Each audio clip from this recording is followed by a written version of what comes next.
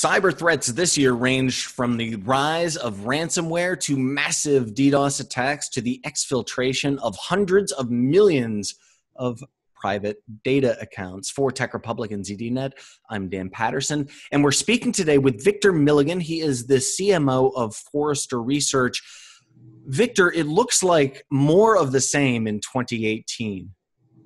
Yeah, from a prediction standpoint, the way we see it rolling out is much of the dynamics affecting companies is either increasing in its pace or it's staying at the same pace. It has not changed. You still see a major impact based upon changing customer behaviors, their desire to experiment, they're willing to shift spend upon a bad experience.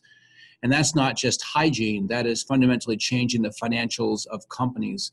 And to your point on digital, you're seeing the increasing role of digital in companies, both in terms of the level of disruption like in banking with fintech, but also you're seeing companies really coming to terms with the need for them to be almost software companies in their making, be digital first. And what does that mean strategically, and what does that mean operationally? And as we'll go through, there's a lot of implications to both of those dynamics. Yeah, as more and more companies experience digital transformation, they will also experience cybersecurity as a business reality.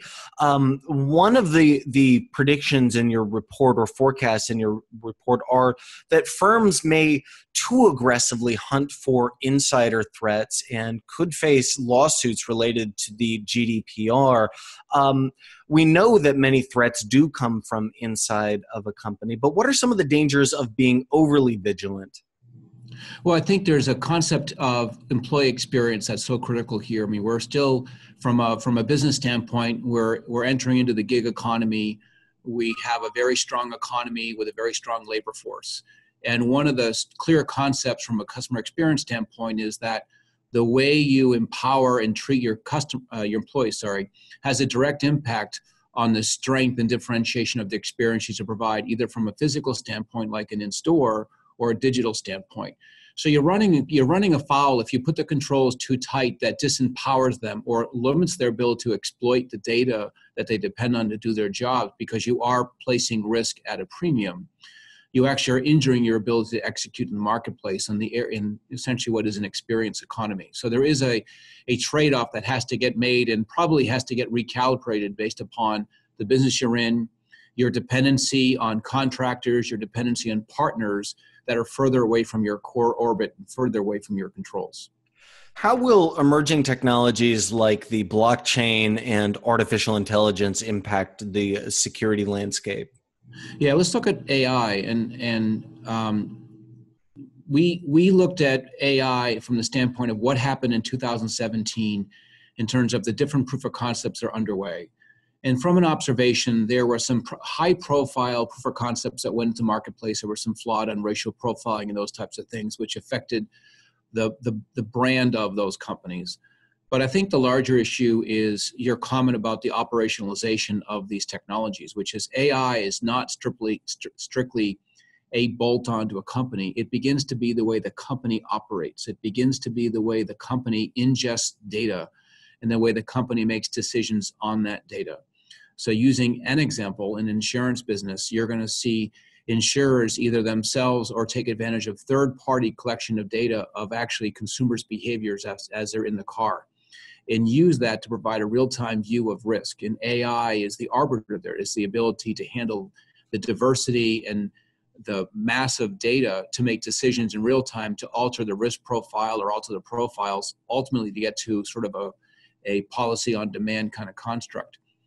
In that whole scheme of things, you can see the movement of data and increased vulnerability points, where those vulnerability points are in the Internet of Things devices that are in the vehicle themselves or in the stream of that data. The insurers in this example depend on that business model working to move into a sort of a real-time basis, but you can see the attendant risks that come along with that. There are other trends that certainly were not new, like the use of ransomware, IoT-based attacks, and DDoS attacks.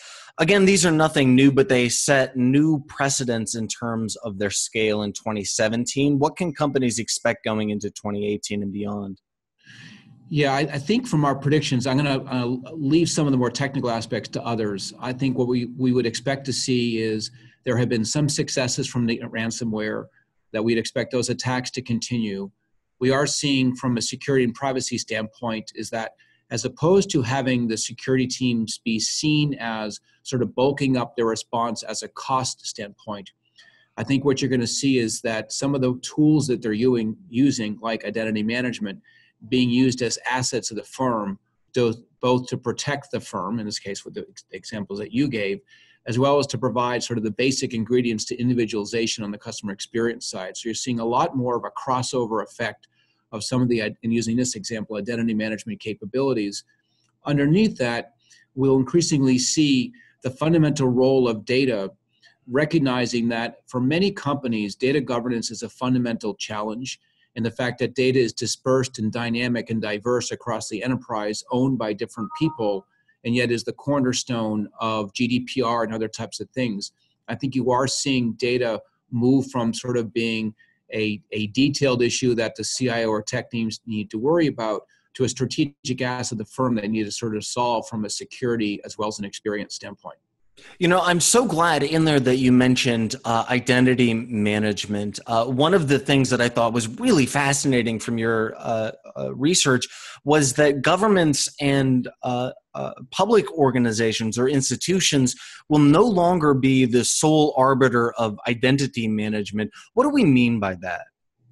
Some of the ones that we did hit on that did come up in the piece was the role of intelligent agents, which I do believe is fundamentally different in the marketplace in 2018 and 19 from 17. And it has repercussions. Yeah, tell me what you mean by that. Security side, but more on the revenue side of the house, if you want to explore that. Yeah, please tell me a little bit more. Sure. So, you know, we all went through the mobile shift that occurred in the marketplace, and you could look back and say, well, that was fundamentally transformative to move from sort of being pinned down to the desktop to a truly a mobile or mobility-oriented culture. And everything became mobile first, and was fundamentally disruptive to nearly everybody, whether that was a bring your own device kind of construct and security from an advertising or what have you perspective. Intelligent agents, the Alexas, Google Homes of the world, will actually go to be adopted at a faster clip than mobile. And some of the implications of that are more nuanced, but they're severe in their final sort of manifestation. What I mean by that is more and more consumers will do discovery or exploration, not on the brand site, but through the lens of Alexa. That means you are essentially giving more power, more control to the digital platforms like Amazon and like Google.